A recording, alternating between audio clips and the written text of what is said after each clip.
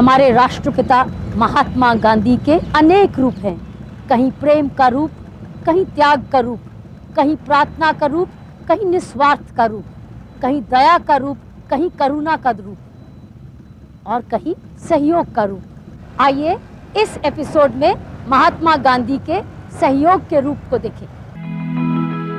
गुजरात के औद्योगिक नगर अहमदाबाद में साबरमती नदी के किनारे स्थित इस सत्याग्रह आश्रम ने 1917 में काम करना आरंभ किया।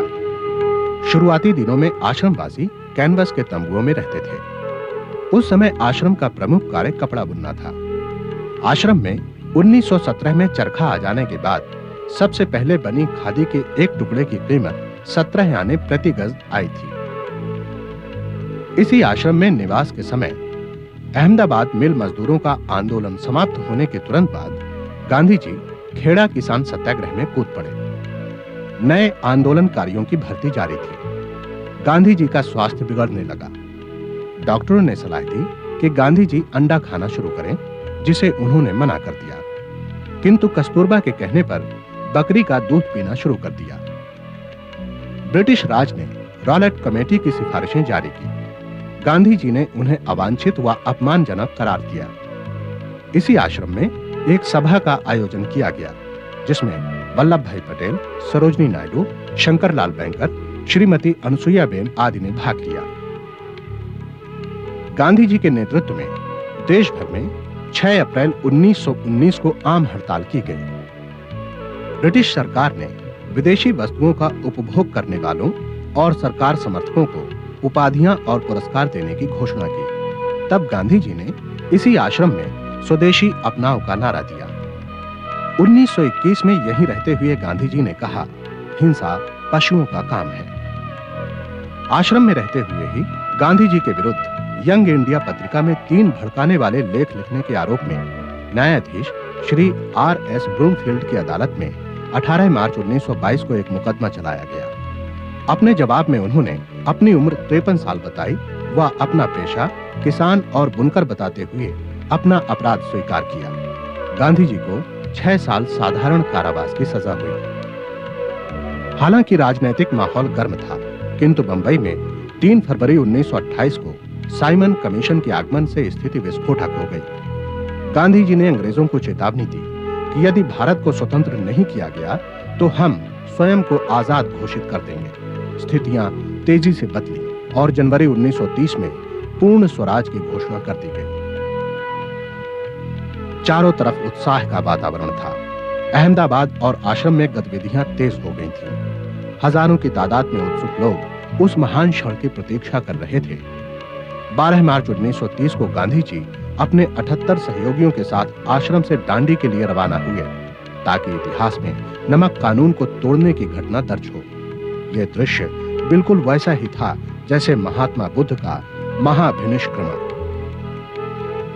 यात्रा शुरू करने से पहले गांधी जी ने घोषणा की कि जब तक आजादी नहीं मिलती तब तक वो आश्रम नहीं लौटेंगे। गांधी जी का ये आश्रम एक ऐसा पवित्र स्मारक है जिसने हमें आजादी के सूरज के दर्शन कराए।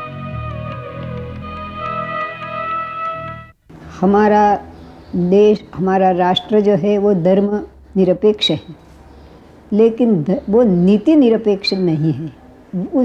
उस बात को हम भूल गए। तो इसीलिए मैं मानती हूँ कि धर्म का सच्चा अर्थ क्या है वो अगर हम लोगों तक पहुँचा सकें और उसमें सभी धर्मों के लोगों को साथ मिलकर के काम करना है। तो हिंदू, मुस्लिम, सिख, ईसाई जैसे हम कहते थे उस वक्त, हिंदू, मुस्लिम, सिख, ईसाई आपस में है भाई भाई, तो सर्वधर्म समभाव की भावना को हमें देश में प्रसारित करनी है। तो उसके लिए अगर हम शिक्षा पद्धति में पहले से ही सर्वधर्म के जो समान सिद्धांत हैं उन सिद्धांतों को कुछ ध्यान दे अभ्यास क्रम में और उसको अनिवार्य रूप से विद्यार्थियों को सिखाया जाए तो थोड़ा बहुत फर्क ज़रूर हो सकता है। तो बापू ने सहयोग को और असहयोग को, नॉन कोऑपरेशन, उसको बहुत ही मजबूत वेपन बनाया कि किसी भी संस्था को नीचे डालना है, अन्याय के सामने झुकना है, कोई बदमाशी करते उसको रोकना है, तो वो जो बल है उसके सहयोग नहीं दीजिए। तो नॉन कोऑपरेशन और सहयोग are the result of non violent approach. उनका जो मूल मंत्र था सहयोग, जातियों में, धर्म में, देशों में, सब में वो सहयोग चाहते थे। नेशनल यूनिटी शुरू समझिए जब से हिंदुस्तान भारत में आए, और अपने राष्ट्र जो उनका समझिए जो राष्ट्र श्वास था उस तक उन्होंने नेशनल यूनिटी पर सारा जोर दिया। लेकिन उनका ये भी सिद्धांत था कि यदि ऐसा अन्याय हो जिसको आप तर्क से, रीजनिंग से, आर्गुमेंट से नहीं दूर कर सकते, तो तब आपको सहयोग करने का भी हक है। आर्थिक और सामाजिक आज़ादी लाने के लिए, एक आमूल परिवर्तन लाने के लिए सबसे ज़्यादा ज़रूरत ऐसी नीति बने, और वो नीति ऐसी बने कि जो लोगों को अनुकूल हो, आम जनता को। आर्थिक नीति भी ऐसी बने कि जो फ़ायदा हो उनको, किस तरह से ज़्यादा फ़ायदा ग्रामीण क्षेत्र में हो, ऐसी नीति बने। और ऐसी नीति बनाने के लिए लोगों को साथ रखना पड़ेगा, लोगों का सहकार सहयोग तो लेना जरूरी है। Basic quality that generates a spirit of cooperation in one person, in his mind with others, will be on the basis of the understanding that these two persons are made of the same stuff, are the children of same God. A fellowship, understanding, compassion, desire to work together, a willingness to suffer even for the other person is the basis of cooperation. सहयोग से ही दुनिया चलती है, कुदरत का भी ये नियम है, और जहाँ सहयोग टूटता है वहीं पर हिंसा होती है ना। तो जहाँ हिंसा नहीं है, एक मोटा मोटी नियम ये समझ लीजिए कि जहाँ आज लोग एक दूसरों को मारकाट पे नहीं उतरे हैं, या जहाँ पर किसी भी प्रकार का डिस्टर्बेंस नहीं है, चीज़ें उलट पुलट नहीं हो रही है, वहाँ सहयोग की वजह से ही ये हो रही है। जो इस समय के हमारे निर्णायक लोग माने जा सकते हैं या संस्थाएं, उनमें हमें संघर्ष और असहयोग ज़्यादा दिखता है, वो भी बहुत छोटी छोटी बातों पर। इसलिए युवा पीढ़ी से हमको बहुत उम्मीद करते हुए डर लगता है कि इतने चुनौती और एक असहयोग के वातावरण में वो सहयोग के बारे में कैसे सोचेगी। लेकिन शायद ये उसके लिए सबसे बड़ी चुनौती है कि इसमें से वो अपने समाज का जो उसका धुरी थी, सत्व था, उस पर कैसे वापस आए और इसको समझे। गांधी जी का मानना था कि जब जीवन में संकट आए या कोई बहुत बड़ी मुसीबत हो तो प्रार्थना से मनुष्य को बल मिलता है, और इसीलिए उन्होंने भारत की हजारों साल पुरानी सांस्कृतिक परंपरा से ये मोती खोज निकाले थे। इन भजनों और पदों में से किसी भी अन्य धर्म या मत को मानने वाले का विरोध नहीं था। आश्रम जीवन जैसे जैसे समृद्ध होता गया, वैसे वैसे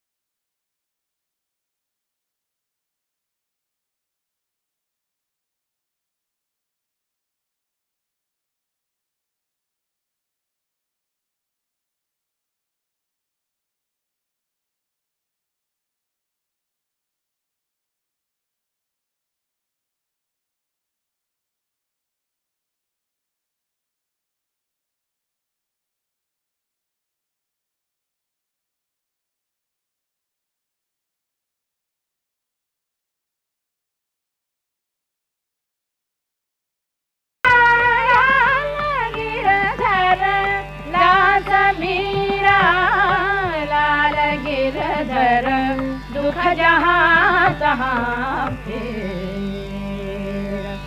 गांधी जी अक्सर कहते थे कि अगर आश्रम के सिद्धांतों के खिलाफ कोई भाव किसी भजन में आए तो उस भजन को भजनावली से निकाल दिया जाए। मसलन मृत्यु का डर दिखाने वाले भजन हमारे कोई काम के नहीं हैं। वैराग्य का उपदेश देने वाले, स्त्री जाति की निंदा करने वाले कोई भी भजन हमारी भजनावली में काम नहीं करेंगे। जिन भजनों में भक्ति भाव नहीं है या जो भजन कृत्रिम है और कवि का सारा प्रयत्न शब्दों को सिद्ध करने का ही हो, ऐसे भजन कभी भी पसंद नहीं किए जाएंगे।